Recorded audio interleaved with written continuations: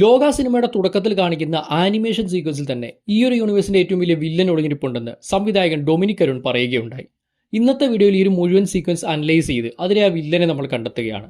അതോടൊപ്പം സിനിമയിൽ പലയിടത്തും മെൻഷൻ ചെയ്ത മൂത്തോനും ഇഷ്താറും ആരാണ്, കൂടാതെ സുമേറിയൻ പുരാണങ്ങളും അതിൽ നിന്നുണ്ടായ ഏലിയൻ അനുനാക്കി തിയറിയും എങ്ങനെ ലോക യൂണിവേഴ്സുമായി ബന്ധപ്പെടുന്നു, ഇവയെല്ലാം നോക്കാം. Welcome to shot on talkies. ഞാൻ ശ്രീനന്ദൻ ചെങ്ങന്നൂർ. വീഡിയോയിലേക്ക് കടക്കുന്നതിന് മുന്നേ ലോക സിനിമയെക്കുറിച്ചുള്ള ഡിസ്കഷൻസിലും അതേപോലെ ലോക യൂണിവേഴ്സിന്റെ ഫാൻഡം എന്ന രീതിയിലും ഒരു വാട്സപ്പ് ഗ്രൂപ്പ് സ്റ്റാർട്ട് ചെയ്തിട്ടുണ്ട്. താല്പര്യമുള്ളവർക്ക് ജോയിൻ ചെയ്യാം. ലിങ്ക് കമന്റ് ബോക്സിലുണ്ട്. ലോക ചാപ്റ്റർ 1 ചന്ദ്രയുടെ ഓപ്പണിംഗ് സീൻ നടക്കുന്നത് ഫ്യൂച്ചറിൽ അഥവാ ഈ ഒരു സിനിമയുടെ മുഴുവൻ കഥയും കഴിഞ്ഞതിന് ശേഷമാണെന്ന കാര്യം കണ്ടിരുന്ന ഭൂരിഭാഗം പ്രേക്ഷകർക്കും പെട്ടെന്ന് മനസ്സിലായില്ല.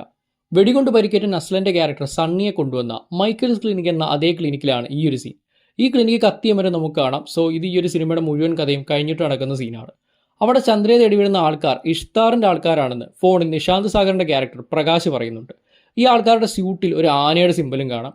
ഇഷ്താർ എന്ന ഈ പേര് ഒന്ന് നോക്കി വെച്ചോ. അവിടെ നിന്നും ചന്ദ്ര രക്ഷപ്പെടുന്നു. ശേഷം കാണിക്കുന്ന ആനിമേറ്റഡ് സീക്വൻസ് നടക്കുന്നതും ഇതേ ഫ്യൂച്ചറിലാണ്. ബാംഗ്ലൂർ നഗരത്തിൽ ആൾക്കാർ പേടിച്ചോടുന്നതും അവിടെയെല്ലാം കത്തി നശിക്കുന്നതും കാണാം. ഓടുന്ന ചന്ദ്രയെ നോക്കുന്ന ഒരു സ്ത്രീ കഥാപാത്രത്തെയും കാണാം.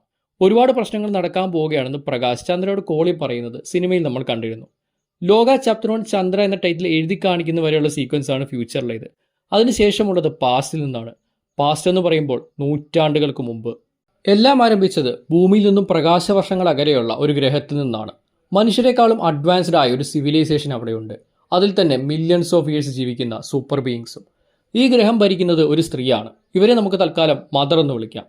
ഗാലക്സിയിലെ ഏറ്റവും പ്രഷ്യസായ പ്ലാനറ്റ് കണ്ടെത്തി അവിടുത്തെ എനർജിയും റിസോഴ്സും തുരന്നെടുത്ത് സ്വന്തം പ്ലാനറ്റിനെ അഡ്വാൻസ്ഡ് ആക്കുക എന്നതാണ് മദറിന്റെ ലക്ഷ്യം. അതിനായി തന്റെ വിശ്വസ്തനായ മൂത്തോനെ മദർ അയക്കുന്നു. മദറിന്റെ കൂടെ കൊച്ചുകുട്ടിയായ മകളുമുണ്ട്. ഈ മകളാണ് ഇഷ്താർ. സിനിമയിലെ ഒരു സീനിൽ മൂത്തോന്റെ ശബ്ദം നമ്മൾ കേൾക്കുന്നുണ്ട്. ആ റോൾ ചെയ്യുന്നത് സാക്ഷാൽ മമ്മൂക്കയാണെന്ന് അതിലൂടെ വ്യക്തമായിരുന്നു. അങ്ങനെ മമ്മൂക്കയുടെ മൂത്തോൺ എന്ന കഥാപാത്രം പ്രകാശവർഷങ്ങൾ താണ്ടി ഭൂമി കണ്ടെത്തുന്നു. അവിടെയുള്ള ആദിമ മനുഷ്യർക്ക് ആകാശത്തു നിന്നും വന്ന മൂത്തോൻ ഒരു ദൈവമായി മാറി. മനുഷ്യരടക്കം ഒരുപാട് ജീവവർഗ്ഗങ്ങൾ ഭൂമിയിലുള്ളതിനാൽ ഇവരെയൊന്നും മദറിന് വേണ്ടി കുരുതി കൊടുക്കാൻ മൂത്തോൻ തയ്യാറായില്ല. അതിനാൽ സ്വന്തം സ്പേസ്ഷിപ്പ് നശിപ്പിച്ച് പുറത്തേക്കുള്ള കോണ്ടാക്ട് എന്നേക്കുമായി ഇല്ലാതാക്കി. ആദിമ മനുഷ്യരുടെ ബുദ്ധിയും ശക്തിയും സ്വന്തം പവേഴ്സ് ഉപയോഗിച്ച് മൂത്തോൻ കൂടുതൽ വികസിപ്പിക്കാൻ തുടങ്ങി. അതോടൊപ്പം തീയെക്കുറിച്ചും അതെങ്ങനെ ഉണ്ടാക്കണമെന്ന് മനുഷ്യരെ പഠിപ്പിച്ചതുമൊക്കെ മൂത്തോനായിരുന്നു. അങ്ങനെ മനുഷ്യരാശിയുടെ അഡ്വാൻസ്മെന്റിന് വഴിവെട്ടിയത് ഈ മൂത്തോനാണെന്ന് പറയാം. എന്നാൽ ദശലക്ഷക്കണക്കിന് വർഷങ്ങളോളം മൂത്തോൻ അന്വേഷണം നടന്ന മദർ അവസാനം ഭൂമി കണ്ടെത്തുന്നു. ഇത്രയധികം പവേഴ്സുള്ള മദർ കൂടാതെ ഒരു വലിയ ആർമി. ഇവർ ഇപ്പോൾ നേരിട്ടാൽ തോൽക്കുമെന്ന് ഉറപ്പുള്ളതിനാൽ ബുദ്ധിമാനായ മൂത്തോൻ ഒളിവിൽ പോകുന്നു. മൂത്തോന്റെ കൂടെ അയാൾ വളർത്തിയെടുത്ത മനുഷ്യരുടെ വലിയൊരു സംഘം തന്നെ ഉണ്ടായിരുന്നു. അവരെല്ലാം ഒളിവിൽ മറിഞ്ഞിരുന്ന് ഒരവസരത്തിനായി കാത്തിരുന്നു. മദറും സൈന്യവും മനുഷ്യരാശിയെ കണ്ടെത്തുന്നു. തങ്ങളെ ദൈവങ്ങളായി കരുതിയ മനുഷ്യരെ അടിമകളാക്കി ഇവിടെയുള്ള റിസോഴ്സസ് അവരെ കൊണ്ട് തന്നെ മൈൻ ചെയ്യിക്കുകയും മദറിന് വേണ്ടി ശില്പങ്ങളും കൊട്ടാരങ്ങളും വരെ പണി കഴിപ്പിക്കാനും തുടങ്ങുന്നു. വർഷങ്ങൾ കടന്നുപോയി. മദറിന്റെ സൈന്യത്തിന്റെയും ക്രൂരത ഒരുപാട് വളർന്നു. ഇക്കാരണം കൊണ്ട് തന്നെ രഹസ്യമായ മനുഷ്യരിൽ ഭൂരിഭാഗവും മൂത്തോന്റെ മടങ്ങിവരവിനായി കാത്തിരുന്നു. തന്റെ സമയമായെന്ന് തിരിച്ചറിഞ്ഞ മൂത്തോൻ അങ്ങനെ മനുഷ്യരുടെ ഒരു വലിയ സൈന്യവുമായി യുദ്ധത്തിനൊരുങ്ങി. ചോരക്കടലൊഴുകിയ ആ യുദ്ധത്തിനൊടുവിൽ മൂത്തോൻ മദറിനെ പരാജയപ്പെടുത്തുന്നു. ശേഷം മദറിനെ തടവിലാക്കുന്നു. എന്നാൽ മദറിനെ സേവിച്ച സൈന്യത്തിൽ പലരും യുദ്ധം സർവൈവ് ചെയ്തിരുന്നു. ഭൂമിയുടെ പല ഭാഗത്തായി ഒളിഞ്ഞിരുന്ന അവർ ഒരാളുടെ വരവിനായി കാത്തിരുന്നു. മദറിന്റെ മകളായ ഇഷ്താറിന്റെ. വർഷങ്ങൾക്കിപ്പുറം സമുദ്രത്തിൽ ഒരു പേടകം വന്നു പതിച്ചു. അതിൽ നിന്നും തുറുങ്കിലടിച്ച തന്റെ അമ്മയെ രക്ഷിക്കാനും മൂത്തോനോട് പ്രതികാരം വീട്ടാനും അവൾ ഉയർന്നു വന്നു. ഇഷ്താർ. ശേഷം നമ്മൾ കാണുന്നത് ഒരുപോലെയുള്ള അനേകം കുട്ടികളെയാണ്. ഇതാണ് ചാത്തന്മാർ. കൂടാതെ മനുഷ്യരുടെ ചോര കുടിക്കുന്ന രക്തരക്ഷക്സുകൾ അഥവാ വാമ്പേഴ്സിനെയും ചെന്നായ്ക്കൾക്കൊപ്പം നിൽക്കുന്ന ഒടിയനെയും കാണാം. ഇവരെല്ലാം ഉണ്ടാകാൻ കാരണം ഇഷ്താർ മനുഷ്യരിൽ പലരെയും വൈറസ് ഇൻഫെക്റ്റഡ് ആക്കുന്നതാണ്. ഈ വൈറസുകൾ കാരണമാണ് വാമ്പേഴ്സ് ഉണ്ടാകുന്നത്. ഇവർ മറ്റു മനുഷ്യരുടെ ചോര കുടിച്ച് ജീവിക്കുന്നു. ചാത്തന്മാർ ഒരുപക്ഷെ ഇഷ്താറിന്റെ ഗ്രഹത്തിൽ നിന്ന് തന്നെ വന്നതാകാം. ഒരുപാട് പറയാനുള്ളതിനാൽ അതിനെപ്പറ്റി നമുക്ക് മറ്റൊരു വീഡിയോയിൽ വിശദമായി പറയാം. നമ്മൾ പല യുദ്ധങ്ങളും കാണുന്നു. മനുഷ്യരെ തമ്മിലടുപ്പിച്ച് ഡിവൈഡ് ആൻഡ് കോൺക്വർ എന്ന തന്ത്രം ഇഷ്താർ ഉപയോഗിക്കുന്നുവെന്ന് മനസ്സിലാക്കാം. എന്നാൽ ഇതിനെതിരെ മൂത്തോൻ കടന്നു വരുന്നതും കത്തനാരെ മൂത്തോൻ കാണുന്നതും ഒക്കെ ഈ സീക്വൻസിലുണ്ട്. ഇവഞ്ച്വലി ഇഷ്താറിനെ മൂത്തോൻ തോൽപ്പിക്കുമെന്നും ഇഷ്താർ ഒളിവിൽ പോകുമെന്നും ഒക്കെയാണ് നമുക്ക് തൽക്കാലം അനുമാനിക്കാൻ സാധിക്കുന്നത്. ഇഷ്താറിന്റെ തലവെട്ടിയ പ്രതിമ നിന്ന ഗുഹയിൽ നിന്നുമാണ് നീലിക്ക് വൈറസ് പടർന്ന് പവേഴ്സ് കിട്ടുന്നത്. ഈ ഒരു കഥയുടെ ബേസ് യഥാർത്ഥത്തിൽ സുമേറിയൻ പുരാണവും അതിൽ നിന്നും ഡിറൈവ് ചെയ്തു വന്ന അനുനാക്കി തിയറിയുമാണ്. എന്താണ് അനുനാക്കി? പുരാണങ്ങളിലെ ദേവന്മാരാണോ അതോ അന്യഗ്രഹ ജീവികളാണോ? ആയിരക്കണക്കിന് വർഷങ്ങൾക്ക് മുമ്പ് ഇന്നത്തെ ഇറാഖ്, സിറിയ സമീപ പ്രദേശങ്ങൾ നിലകൊള്ളുന്ന പ്രദേശം അറിയപ്പെട്ടിരുന്നത് മെസപ്പൊട്ടോമിയ എന്നായിരുന്നു. അവിടെ ആരാധിക്കപ്പെട്ട ശക്തരായ ദേവന്മാരുടെ ഒരു കൂട്ടമാണ് അനുനാക്കി. രാജകീയ രക്തവംശം അല്ലെങ്കിൽ രാജകുമാരന്മാരുടെ സന്തതികൾ എന്നൊക്കെയാണ് അനുനാക്കി എന്ന പേര് അർത്ഥമാക്കുന്നത്. പുരാതന കഥകൾ പ്രകാരം അവർ ആകാശദേവനായ അനുവിൻ്റെയും ഭൂമിദേവതയായ കീയുടെയും മക്കളായിരുന്നു. ഇതിവരെ ആകാശം, ഭൂമി, പാതാളലോകം എന്നിവയിൽ സ്വാധീനമുള്ള ദിവ്യ ഭരണാധികാരികളാക്കി. പുരാണങ്ങളുടെ അനുനാക്കിയിലേക്ക് കൂടുതൽ ആഴ്ന്നു ചെല്ലുകയാണെങ്കിൽ മനുഷ്യരുടെ സൃഷ്ടാക്കളാണ് അനുനാക്കികളെന്ന് ചില സുമേറിയൻ പുരാണങ്ങളിലുണ്ട്. മനുഷ്യരെ കളിമണ്ണിൽ നിന്നും ഒരു ദേവന്റെ രക്തത്തിൽ നിന്നും അവർ രൂപപ്പെടുത്തി. ദേവന്മാർക്ക് സേവനം ചെയ്യാനും കൃഷി ചെയ്യാനും ക്ഷേത്രങ്ങൾ പണിയാനും ഭക്ഷണം സമർപ്പിക്കാനും ഒക്കെയായി അങ്ങനെ മനുഷ്യർ സൃഷ്ടിക്കപ്പെട്ടു. പാതാള ലോകത്ത് അനുനാക്കി മരണത്തിന്റെ ദിവ്യ വിധികർത്താക്കളായിരുന്നു. മരണാനന്തരം ആത്മാക്കളുടെ വിധി ഇവരായിരുന്നു തീരുമാനിക്കുന്നത്. ചുരുക്കത്തിൽ അനുനാക്കി ഒരൊറ്റ ദൈവമല്ല, വിധി, ക്രമം, സന്തുലിതാവസ്ഥ എന്നിവ നിയന്ത്രിക്കുന്ന ശക്തരായ ദൈവങ്ങളുടെ ഒരു സഭയായിരുന്നു. സുമേറിയൻ പുരാണങ്ങളിൽ പറയുന്ന കഥ ഇതാണെങ്കിൽ എന്തുകൊണ്ടാണ് അന്യഗ്രഹ ജീവികളായ അനുനാക്കികൾ അറിയപ്പെട്ടത്? അതിന് കാരണം 20-ാം നൂറ്റാണ്ടിൽ എഴുത്തുകാരനായ സക്കറിയ സിച്ചിൻ അനുനാക്കിക്ക് ഒരു പുതിയ പെർസ്പെക്റ്റീവ് നൽകിയത് കൊണ്ടാണ്. 1976 പുറത്തിറങ്ങിയ ദ 12th പ്ലാന്റ് എന്ന പുസ്തകത്തിൽ അനുനാക്കി പുരാണത്തിനെ മറ്റൊരു രീതിയിൽ ഇദ്ദേഹം എഴുതി.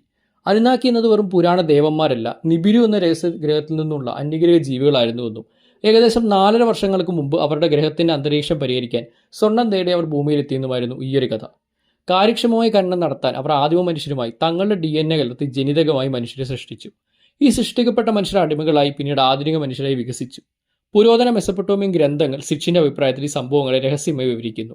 ഈ സിദ്ധാന്ത പുസ്തകങ്ങളും ഡോക്യുമെന്ററികളും ഏൻഷ്യന്റ് ഏലിയൻസ് പോലുള്ള TV ഷോകളും പ്രചാരം നേടി. അതായത് പരമ്പരാഗത പുരാണത്തിൽ അനുനാക്കി മെസപ്പൊട്ടോമിയൻ മതത്തിലെ ദിവ്യ ദൈവങ്ങളാണ്. സൃഷ്ടിയെ രൂപപ്പെടുത്തുകയും ജീവന്റെയും മരണത്തിന്റെയും നീതിയുടെയും മേൽ ഭരണം നടത്തുകയും ചെയ്തവരാണ് ഈ ദൈവങ്ങൾ. എന്നാൽ ആധുനിക അന്യഗ്രഹ വെർഷനിൽ അനുനാക്കി പുരാതന ജനങ്ങൾ ദേവന്മാരെ തെറ്റിദ്ധരിച്ച മറ്റൊരു ഗ്രഹത്തിൽ നിന്നും വന്ന ഏലിയൻസ് ആണ്. നിലവിൽ ഏറ്റവും പ്രചാരത്തിലുള്ളതും ഇതാണ്. ലോക സിനിമയുടെ തുടക്കത്തിൽ കാണിക്കുന്ന ആനിമേഷൻ സീക്വൻസിൽ നിന്നും ഏലിയൻസ് ആയ അനുനാക്കിയാണ് ഈ യൂണിവേഴ്സിലുള്ളതെന്നും വ്യക്തമാവുന്നുണ്ട്. ഇനി പറയാനുള്ളത് ഇഷ്താറിനെ കുറിച്ചാണ്. പുരാതന മെസപ്പൊട്ടോമിയയിൽ ടൈഗ്രീസ്, യൂഫ്രട്ടീസ് നദികൾക്കിടയിലുള്ള ഭൂമിയിൽ ജനങ്ങൾ നിരവധി ദേവന്മാരെയും ദേവതകളെയും ആരാധിച്ചിരുന്നു. അവരിൽ ഏറ്റവും പ്രധാനപ്പെട്ട ഒരു ദേവതയായിരുന്നു ഇഷ്താർ. സുമേറിയൻ ഭാഷയിൽ ഇന്നന്ന എന്നും ഈ ദേവത അറിയപ്പെട്ടിരുന്നു. സ്നേഹത്തിന്റെയും സൗന്ദര്യത്തിന്റെയും പ്രത്യുത്പാദനത്തിന്റെയും ദേവതയായിരുന്നു ഇഷ്താർ. യുദ്ധത്തിന്റെയും നാശത്തിന്റെയും ദേവതയും കൂടിയായിരുന്നു. ഭൂമിയെ വിളവുകളാലും സന്താനങ്ങളാലും അനുഗ്രഹിക്കാൻ കഴിയുമായിരുന്നു ഇഷ്താറിന്. പക്ഷെ കൊടുങ്കാറ്റുകളും യുദ്ധങ്ങളും സൃഷ്ടിക്കാനുള്ള ശക്തിയും ഉണ്ടായിരുന്നു. ശുക്രഗ്രഹത്തിന്റെ 8 കോണുകളുള്ള നക്ഷത്രമായിരുന്നു ഇഷ്താറിന്റെ പ്രതീകം. സിംഹങ്ങൾ, ആയുധങ്ങൾ, രത്നങ്ങൾ എന്നിവയും ഇതോടൊപ്പം ബന്ധപ്പെട്ടിരുന്നു. ഇഷ്താർ ശക്തിയും എന്നാൽ വൈരുദ്ധ്യങ്ങൾ നിറഞ്ഞ ഒരു ദേവതയുമായിരുന്നു. സന്തോഷവും ആവേശവും നൽകാൻ കഴിയുമായിരുന്നെങ്കിലും ക്രോധവും മരണവും കൊണ്ടുവരാനും കഴിയുമായിരുന്നു. അങ്ങനെ പോളാർ ഓപ്പോസിറ്റായ powers. Sumer, Akkad, Babylon, Assyria എന്നിവിടങ്ങളിൽ ഇഷ്താറിനായി നിരവധി ക്ഷേത്രങ്ങൾ പണിത് ജനങ്ങൾ ആരാധിച്ചിരുന്നു. ഇഷ്താറിന്റെ ഏറ്റവും പ്രശസ്തമായ കഥ പാതാള ലോകത്തേക്കുള്ള യാത്രയാണ്. ഇഷ്താർ ആകാശത്തിന്റെയും ഭൂമിയുടെയും അധിപയായിരുന്നു. എന്നാൽ മരണലോകത്തേക്ക് പോകണമെന്ന് ഇഷ്താറിന് ആഗ്രഹമുണ്ടായി. ആ ലോകത്തിന്റെ ഭരണാധികാരി അവളുടെ സഹോദരി എറഷ്കിഗലായിരുന്നു. അങ്ങനെ പാതാളത്തിലെത്തിയ ഇഷ്താറിനെ ആദ്യ കവാടത്തിൽ കാവൽക്കാരൻ തടഞ്ഞു. നിനക്ക് കടന്നു പോകാം, പക്ഷെ നിന്റെ കിരീടം ഉപേക്ഷിക്കണം എന്നവൻ പറഞ്ഞു. അവൾ അതനുസരിച്ചു. 2ാമത്തെ കവാടത്തിൽ കമ്മലുകൾ ഉപേക്ഷിച്ചു. 3ാമത്തെ കവാടത്തിൽ മാല, 4ാമത്തെ കവാടത്തിൽ കവചം, 5ാമത്തെ കവാടത്തിൽ മോതിരം, 6ാമത്തെ കവാടത്തിൽ അരപ്പട്ട, 7ാമത്തെയും അവസാനത്തെയും കവാടത്തിൽ അവൾ തന്റെ രാജകീയ വസ്ത്രം ഉപേക്ഷിച്ചു. അങ്ങനെ പൂർണ്ണ നഗ്നയും ശക്തിരഹിതയുമായി അവൾ പാതാള ലോകത്ത് പ്രവേശിച്ചു. സിംഹാസനത്തിൽ നിന്ന് എറഷ്കിഗലിന്റെ മുന്നിൽ നിന്ന ഇഷ്താറിനെ ഗിൽറ്റിയായി പാതാളത്തിലെ 7 ജഡ്ജസ് വിധിക്കുന്നു. മരണത്തിന്റെ റാണിയായ എറഷ്കിഗൽ തന്റെ സഹോദരിയോട് ഒരിറ്റ കരുണ കാണിച്ചില്ല. ഇഷ്താറിന്റെ ശരീരത്തിന്റെ ഓരോ അവയവങ്ങളിലേക്കും ഓരോ മാരക രോഗങ്ങൾ അവൾ അയക്കുന്നു. അങ്ങനെ ഇഷ്താറിനെ തളർത്തി അവളുടെ ജീവനറ്റ ശരീരം ഒരു കുളത്തിൽ തൂക്കിയിട്ടു. ഭൂമിയിൽ ഇഷ്താറിന്റെ അഭാവം പ്രകടമായി. വിളകൾ വളർന്നില്ല, മൃഗങ്ങൾ ഇണചേർന്നില്ല, പ്രേമികൾ പരസ്പരം സ്പർശിച്ചില്ല, ജീവൻ തന്നെ ക്ഷയിക്കാൻ തുടങ്ങി. ഇതോടെ ദൈവങ്ങൾ ഭയപ്പെട്ടു. അവർ ജ്ഞാനത്തിന്റെ ദേവനായ ഈയോട് സഹായം തേടി. ഈ 2 ചെറിയ ജീവികളെ സൃഷ്ടിച്ച് പാതാളത്തിലേക്ക് അയച്ചു. ഈ ജീവികൾ വേദനയോടെ കരയുകയായിരുന്ന എറഷ്കിഗലിനെ ആശ്വസിപ്പിച്ചു. നന്ദിയുള്ളവരായ അവൾ അവർക്ക് ചോദിക്കുന്നതെന്നും നൽകാമെന്ന് പറഞ്ഞു. അവർ ഇഷ്താറിന്റെ ശരീരം ആവശ്യപ്പെട്ടു.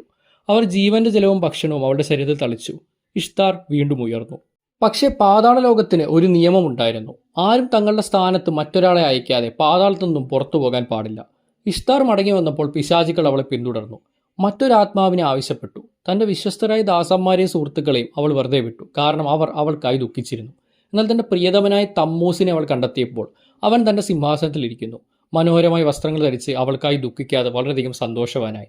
ഇഷ്താർ കോപാകുലയായി അവനെ പിശാചുക്കൾക്ക് കൈമാറി. പിന്നീട് തമ്മൂസിന്റെ സഹോദരി കർണയെ അയച്ചതോടെ ഒരു തീരുമാനമായി. തമ്മൂസ് വർഷത്തിന്റെ പകുതി പാതാള ലോകത്തും പകുതി മുകൾ ലോകത്തും ചെലവഴിക്കും. ഇത് സീസൺസ് അഥവാ ഋതുക്കളെ വിശദീകരിച്ചു. വസന്തവും വേനലും അവൻ മടങ്ങി വരുമ്പോൾ, ശരത്കാലവും ശീതകാലവും അവൻ തിരികെ പാതാളത്തിലേക്ക് പോകുമ്പോൾ. മറ്റൊരു പ്രശസ്ത കഥ ഇഷ്താറിന്റെയും വീരനായ ഗിൽഗമേഷിന്റെയും കഥയാണ്. എറ്റേണൽ സിനിമയിൽ ഡോൺലി ചെയ്ത ഈ ക്യാരക്ടറിനെ നിങ്ങൾക്കറിയാമായിരിക്കും. ലോകത്തിലെ തന്നെ ആദ്യ പുരാണ നായകന്മാരിൽ ഒരാളാണ് ഗിൽഗമേഷ്. ഇഷ്താർ മനുഷ്യനായ ഗിൽഗമേഷിനെ പ്രണയിച്ചു. അവനെ തന്റെ ഭർത്താവാക്കണമെന്ന് ആഗ്രഹിച്ചു. പക്ഷേ ഗിൽഗമേഷ് നിരസിക്കുന്നു. കാരണം അവളുടെ മുൻകാല പ്രണയിതാക്കളെല്ലാം കഷ്ടപ്പെടുകയോ മരിക്കുകയോ ചെയ്യുന്നു. തനിക്ക് ആ വിധി വേണ്ടെന്ന് ഗിൽഗമേഷ് പറയുന്നു. ഇഷ്താർ അപമാനിതയായി. കോപത്തോടെ അവൾ തന്റെ പിതാവായ ദൈവം അനുവിന്റെ അടുക്കൽ ചെന്ന് ഗിൽഗമേഷിനെ ശിക്ഷിക്കാൻ സ്വർഗത്തിന്റെ കാളയെ ആവശ്യപ്പെട്ടു. കാള ഭൂമിയിലെത്തി ക്ഷാമവും മരണവും വിതച്ചു. എന്നാൽ ഗിൽഗമേഷും അവന്റെ സുഹൃത്തായ എൻകിഡുവും ചേർന്ന് കാളയെ കൊന്നു. പ്രതികാരമായി ദേവന്മാർ എൻകിഡുവിനെ കൊന്നു. കാരണം എത്ര വീരന്മാരായാലും മനുഷ്യരൊരിക്കലും ദൈവങ്ങളുടെ ഇച്ഛയ്ക്ക് അനുസരിക്കാതിരിക്കരുത്. ആ നിയമം അവർ തെറ്റിച്ചു. ഈ കഥ ഇഷ്താറിന്റെ അപകടകരമായ അഹങ്കാരവും അവളെ കോപിപ്പിക്കുന്നതിന്റെ വിലയും കാണിക്കുന്നു. ഇഷ്താർ സ്നേഹത്തിന്റെ ദേവത മാത്രമായിരുന്നില്ല എന്ന് പറഞ്ഞിരുന്നല്ലോ. അവൾ ഒരു യോദ്ധാവ് കൂടിയായിരുന്നു. ഒരു കഥയിൽ അഹങ്കാരിയും വിമതനുമായ എബിഹ് പർവ്വതത്തിനെതിരെ ഇഷ്താർ യുദ്ധം ചെയ്തു. കൊടുങ്കാറ്റുകളും മിന്നലുകളും ഉപയോഗിച്ച് ഇഷ്താർ അതിനെ നശിപ്പിക്കുന്നു. പ്രകൃതിയുടെ മനുഷ്യയുദ്ധങ്ങളുടെ മേൽ തന്റെ ശക്തി ഇഷ്താർ പ്രകടിപ്പിക്കും. ഇഷ്താറിന്റെ പുരാണങ്ങൾ അവളെ ജീവന്റെയും മരണത്തിന്റെയും സ്നേഹത്തിന്റെയും യുദ്ധത്തിന്റെയും സൃഷ്ടിയുടെയും നാശത്തിന്റെയും ദേവതയെ ചിത്രീകരിക്കുന്നു. സൗമ്യവും ക്രൂരവും ഔദാര്യവും പ്രതികാര ബുദ്ധിയും ഒരുപോലെ ഉൾക്കൊള്ളുന്ന ഒരു ദേവത.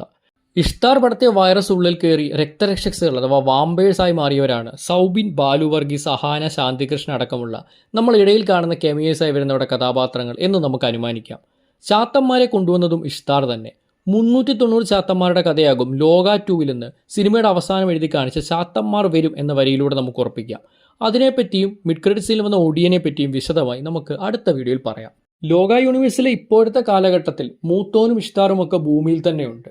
എന്നാൽ ഇരുവരും ഷാഡോസിലാണ്. മൂത്തോൻ കുറച്ചുകൂടി ഇവരെല്ലാം കൺട്രോൾ ചെയ്യുന്ന ഒരു ബീങ് ആയിട്ട് നിൽക്കുമ്പോൾ ഇഷ്താറും മറ്റൊരു സൈഡിൽ മറ്റു ചിലരെ കൺട്രോൾ ചെയ്ത് നിൽക്കുന്നു.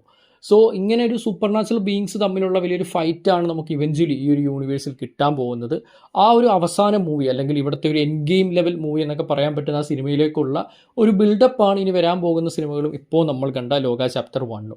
ഇതിനിടയിൽ കൂടെ ചാത്തനും ഒടിയനും അടക്കമുള്ള മറ്റ് ക്യാരക്ടേഴ്സിനെ എക്സ്പ്ലോർ ചെയ്ത് അവരുടെ ലോറും ആ ഒരു ക്യാരക്ടേഴ്സിനെ ഡെവലപ്പ് ചെയ്ത് ഇവഞ്ച്വലി എല്ലാവരും കൂടി ഒരുമിക്കുന്ന ഒരു മഹായുദ്ധമായിരിക്കും ലഭിക്കാൻ പോകുന്നത്. അപ്പോൾ ഈ മഹായുദ്ധത്തിൽ ആരാണ് യഥാർത്ഥ വില്ലൻ? മൂത്തോനാണോ അതോ ഇഷ്താറാണോ? രണ്ടുപേരും ഗ്രേ ഷെയ്ഡുള്ള ക്യാരക്ടേഴ്സാണ്. സോ ഇതിൽ ആര് വില്ലനായി തീരുമെന്ന് കണ്ടു തന്നെ അറിയണം. മമ്മൂക്ക ആയതുകൊണ്ട് മൂത്തോൻ ഹീറോ ആകുമെന്ന് നമുക്ക് പറയാമെങ്കിലും ഒരുപാട് കിടിലം വില്ലന്മാരെ സമ്മാനിച്ച ഒരു ആക്ടർ കൂടിയാണ് മമ്മൂക്ക എന്ന് നമ്മൾ ഓർക്കേണ്ടിയിരിക്കുന്നു.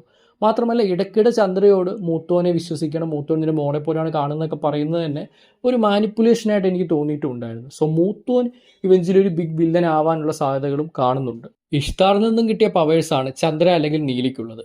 ആ പവേഴ്സ് കിട്ടിയ ബാക്കി എല്ലാവരും ഇഷ്താറിൻ്റെ സൈഡിലാണെന്നാണ് നമുക്ക് അനുമാനിക്കാൻ പറ്റുന്നത്. സോ ആ കൂട്ടത്തിൽ മൂത്തോൻ്റെ കൂടെ ഒരാൾ വേണം എന്നുള്ളത് കൊണ്ട് തന്നെ ആയിരിക്കണം ചന്ദ്ര അല്ലെങ്കിൽ നീലിക്ക് ഇത്രത്തോളം ഒരു കെയർ മൂത്തോൻ കൊടുക്കുന്നത്. സോ അതുകൊണ്ട് തന്നെ ഇതൊരു വലിയ മാനിപ്പുലേഷൻ ആവാനുള്ള സാധ്യതകളുമുണ്ട്. എന്തായാലും ആരാകും വില്ലൻ എന്നൊക്കെ കണ്ടു തന്നെ അറിയാം.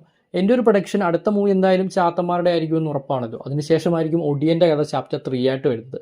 ചാപ്റ്റർ 4 കാണിക്കുക മൂത്തോൻ്റെ ഒറിജിൻ സ്റ്റോറി ആയിരിക്കാം. ആൻഡ് ചാപ്റ്റർ 5 അല്ലെങ്കിൽ ആ അവസാന മൂവി എന്ന് പറയുന്നത് the end game of this universe. അപ്പോൾ നേരത്തെ പറഞ്ഞതുപോലെ ലോക 2 വരാനിരിക്കുന്ന ചാത്തന്മാരെക്കുറിച്ചും ഒടിയന്മാരെക്കുറിച്ചും ഒക്കെയാണ് നമ്മൾ അടുത്ത വീഡിയോ ഡിസ്കസ് ചെയ്യാൻ പോകുന്നത്. ഇതുമാത്രമല്ല ലോക ബേസ് ചെയ്ത് വന്ന ഇത്തരത്തിലുള്ള പുരാണങ്ങൾ, ഐതിഹ്യങ്ങൾ ഇതിനെക്കുറിച്ചെല്ലാം ഉള്ള വീഡിയോസ് ചാനലിൽ ഇനി കണ്ടിന്യൂസ് ആയിട്ട് അപ്ലോഡ് ചെയ്യുന്നതായിരിക്കും. സോ ഇത്തരം കണ്ടൻസ് ഇഷ്ടപ്പെടുന്ന ആളാണ് നിങ്ങളെങ്കിൽ ചാനൽ സബ്സ്ക്രൈബ് ചെയ്യുക. അതേപോലെ നേരത്തെ പറഞ്ഞ വാട്സപ്പ് ഗ്രൂപ്പിൽ ജോയിൻ ചെയ്യാൻ താല്പര്യമുണ്ടെങ്കിൽ ജോയിൻ ചെയ്യുക. താഴെ കമൻറ്റ് ബോക്സിൽ ലിങ്ക് കൊടുത്തിട്ടുണ്ട്. അപ്പോൾ ഇനി അടുത്ത വീഡിയോയിൽ കണ്ടുമുട്ടുന്നവരേക്കും this is Rinon Chengannur signing off from showdown talkies.